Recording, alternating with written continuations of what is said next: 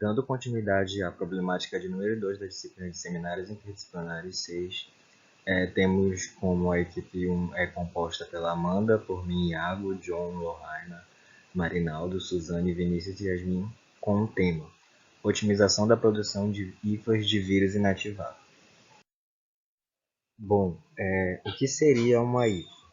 IFA, especificamente falando, seria ingredientes farmacêuticos ativos que são fundamentais na formulação de um fármaco, porque está nele a substância capaz de produzir o efeito desejado. Bom, nas vacinas, são as IFAs que têm a informação que faz com que o organismo comece a preparar suas defesas contra um micro-organismo invasor. Bom, no caso da vacina da Coronavac, chamada de vacina de vírus inativado, a IFA é o ingrediente que contém o corpo do micro-organismo morto, teoricamente, incapaz de se replicar e provocar uma infecção. Ao receber a vacina, o corpo da pessoa vacinada passa a reconhecer a estrutura do coronavírus e produz defesas específicas contra suas formas de ataque. Ou seja, esses ingredientes farmacêuticos ativos são uma versão enfraquecida do novo coronavírus no caso da vacina da Coronavac, que quando injetada faz com que as defesas naturais do corpo criem a chamada memória imunológica.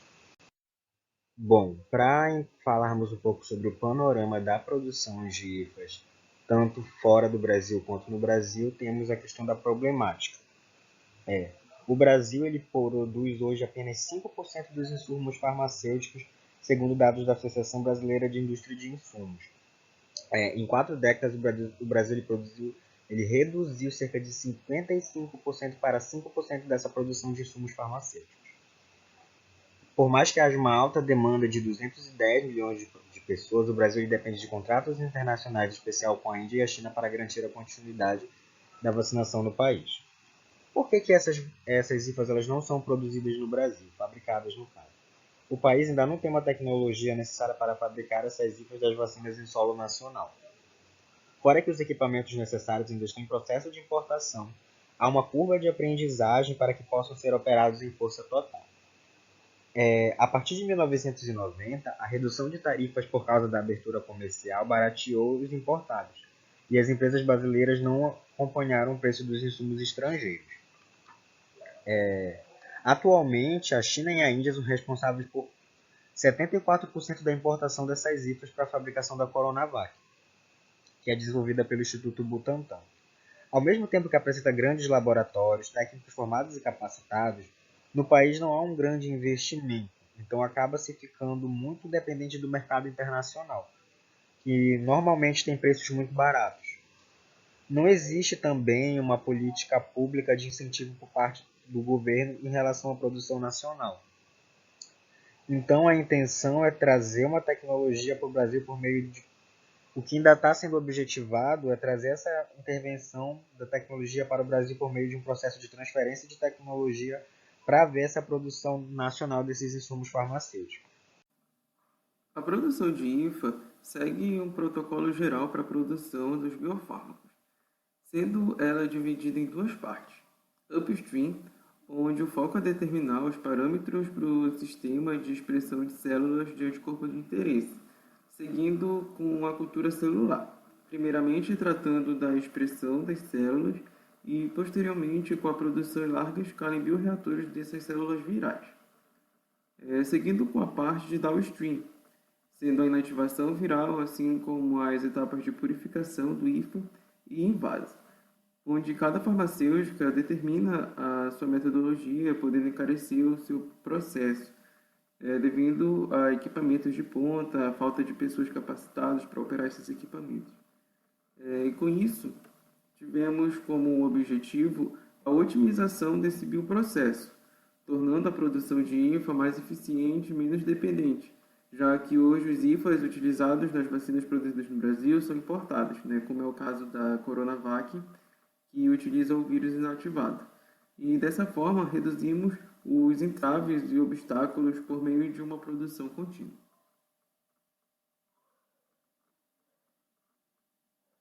Bom, tendo em vista esses problemas com as IFAs e fazendo uma conexão com a etapa de upstream, uma das etapas da nossa ideia é selecionar a linhagem de células de pacientes infectados pela Covid e a partir daí gerar um banco de dados celular, ou também chamado banco de células mestres, que justamente é criado para realizar posteriormente uma replicação de cultivo em alta escala. Para isso, a gente vai utilizar as células Veros, justamente para que o vírus consiga se reproduzir no interior dessas células após a infecção. E aqui a gente tem uma foto, inclusive, de autoria da Fiocruz, que é uma microscopia eletrônica de varredura de células Veros infectadas por partículas virais. E dentro das linhagens celulares contínuas utilizadas para a produção de vacinas virais de uso humano, a linhagem celular Vero ela vem sendo muito estudada, inclusive ela foi aprovada pelo OMS para a produção de imunobiológicos de uso humano. Ela é uma linhagem aderente. Ela vem do rim do macaco verde africano e é passível de ser infectada por uma ampla variedade de vírus. Inclusive, ela é muito utilizada para a produção de vacinas contra a influenza, a raiva, poliomielite, o sarampo, hepatite A e etc. Em escala comercial, a célula Vero ela vem sendo muito cultivada em microcarreadores, que vem sendo empregada na produção de vacinas inativadas contra a poliomielite, por exemplo.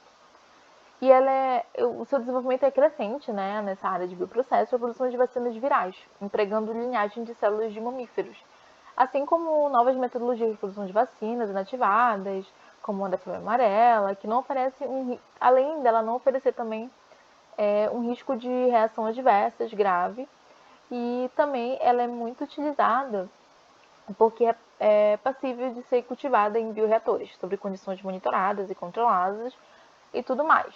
Porém, para realizar o cultivo da célula Vero, a gente precisa de um meio de suplementação para essa célula. Geralmente, a indústria utiliza o soro fetal bovino.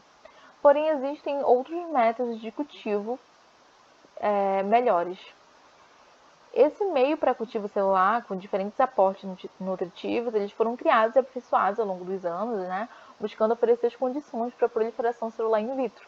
E o soro de origem animal é um suplemento comumente adicionado ao meio, como principal fonte de hormônio, como, por exemplo, os fatores de crescimento.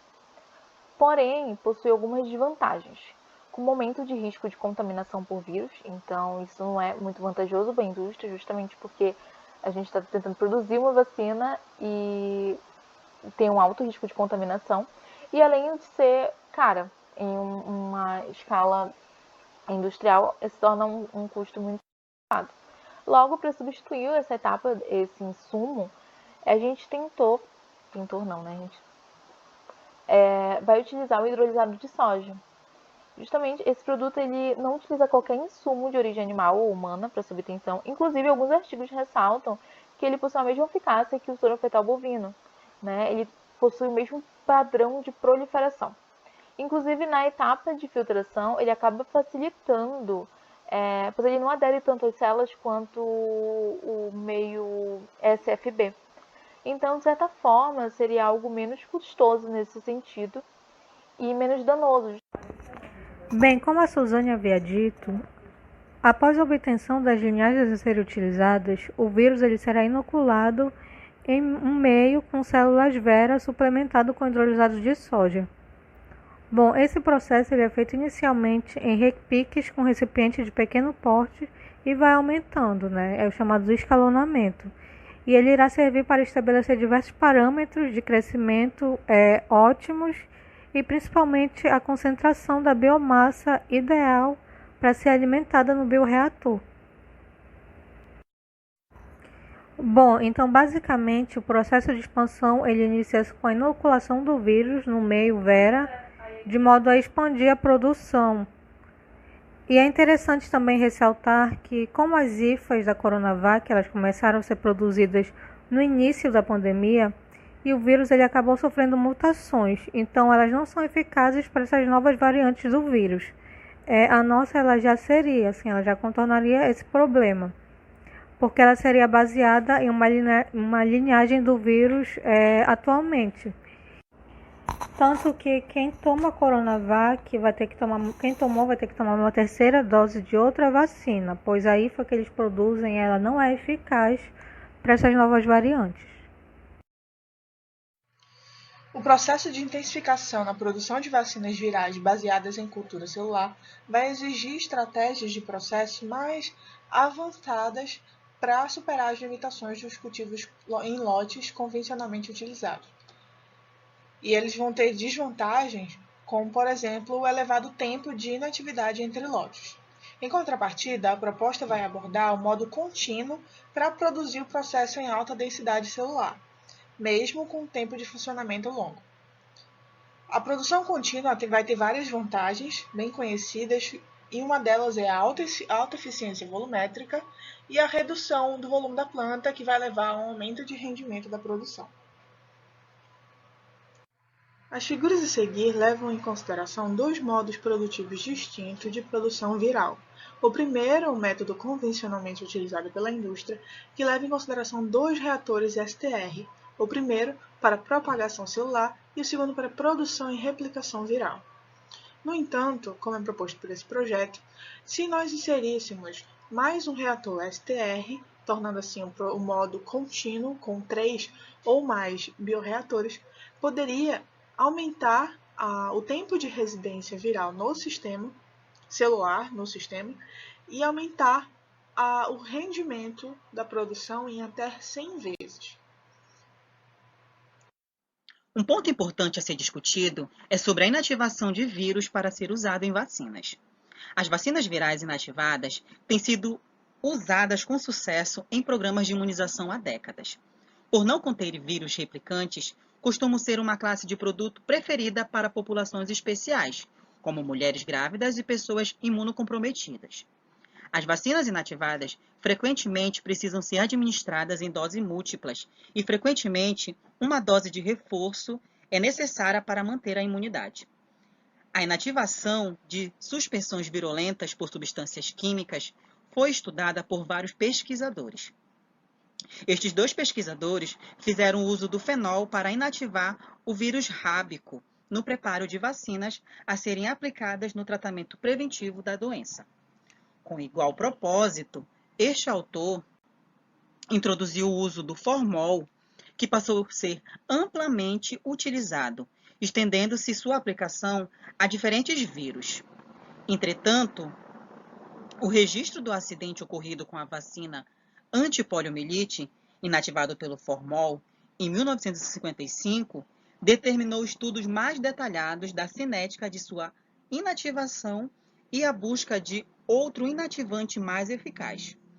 Foram experimentados mais de 600 agentes físicos e químicos. Destes, a beta-propiolactona, BPL, se revelou um eficiente inativante, tendo sido empregada com diversos vírus. Este autor demonstrou que a acetiletilenoimina, AEI, exerce rápido ação inativante sobre o vírus da febre aftosa, dando ensejo e vacinas de qualidade antigênica satisfatória. Resultados similares foram descritos para o vírus da raiva e da influenza equina. Este autor estudou a inativação do vírus aftoso pela etilennoimina binária, com resultados satisfatórios. Portanto, podemos concluir que os principais inativantes utilizados na obtenção de vacinas virais são a beta-propiolactona, a acetiletilenoimina e o bromidrato de 2-bromoetilamina, também conhecido como etilennoimina binária. Em geral, no primeiro estágio, o processo de purificação, nós temos a clarificação. Aqui nessa etapa, o volume a ser manipulado é grande, em dezenas e centenas de litros, o que exige equipamentos com pouca restrição volumétrica. É procedimentos simples e rápidos, além, claro, de reagentes menos custosos. As técnicas mais utilizadas para separar sólidos e líquidos são a centrifugação e a filtração tangencial. Nessa última, o material circula paralelamente a uma superfície filtrante, retornando ao bioreator de contenção. O polo do filtro é selecionado de modo a separar células do meio de cultura, ou então grandes moléculas orgânicas como proteínas de fase líquida, onde estão contidas substâncias inorgânicas e pequenas moléculas. Procedimentos de concentração e até de troca de tampão também podem ser realizados, com a mesma técnica, desde que o poro do filtro seja menor que os componentes retidos. O importante é não esquecer da viabilidade do antígeno, cuidando sempre das condições químicas e físicas, como temperatura, pH, como controle. Na cromatografia, a prioridade é isolar ao máximo o antígeno, de forma mais eficiente possível, o que significa aumento de pureza sem perda das características biológicas importantes para sua homogeneicidade. Normalmente, nesta fase, o volume do material processado já é menor e boa parte das impurezas foi removida, possibilitando o uso de uma variedade bem maior de procedimentos, por vezes mais custosos e com restrições volumétricas. O importante é que as várias técnicas de uma estratégia de purificação sejam baseadas em diferentes princípios: tamanho, carga, solubilidade e densidade do antígeno, entre outros. Com suas infinitas possibilidades, a cromatografia é um dos principais princípios mais importantes, seja na capacidade de purificação ou na adequação das boas práticas da fabricação. Nas etapas do processo de purificação, o primeiro ponto seria colher o sobrenadante inativado e fazer uma mudança de estampão para estabilização. Esses processos todos ocorrem em escala industrial. Após isso, é adicionado benzonace. O uso da benzonace aumenta ainda mais o rendimento na purificação de vírus, o que é uma vantagem dentro desse processo, pois ela protege contra dispositivos de cromatografia e filtração e reduz a viscosidade da corrente de alimentação, reduzindo custos, melhorando a pureza do produto e o rendimento, ao mesmo tempo em que atende todos os requisitos regulamentares. Seguindo isso, passa por cromatografia de troca iônica, passa por uma centrifugação para aumentarmos a concentração e então é feita uma filtração por 0,22 micrômetros. Após isso, passa novamente por uma cromatografia por exclusão de tamanho e aí sim temos a IFA. Bom, agora vamos falar um pouco sobre a qualidade na produção. Em todas as etapas de produção, ou seja, desde o seu início no cultivo até a última etapa de purificação, são realizados pelo laboratório produtor testes de qualidade de processo e monitoramento, a qual permite avaliar a ausência de contaminação, o rendimento do antígeno e o controle ambiental da área de trabalho, entre outros. Assim também a gente pode destacar que o antígeno concentrado ele também passa por testes específicos no serviço de controle de qualidade, que inclui o teste de pureza e concentração do antígeno, esterilidade bacteriana e fúngica. Alguns testes também podem ser repetidos após formulação, além da inspeção visual de todos os frascos antes da sua embalagem. Outros procedimentos também são realizados, como a limpeza, segurança pessoal e ambiental. Assim como os equipamentos também são avaliados, a área de produção e os funcionários que devem ter alto nível de qualificação. É isso. Muito obrigada pela atenção.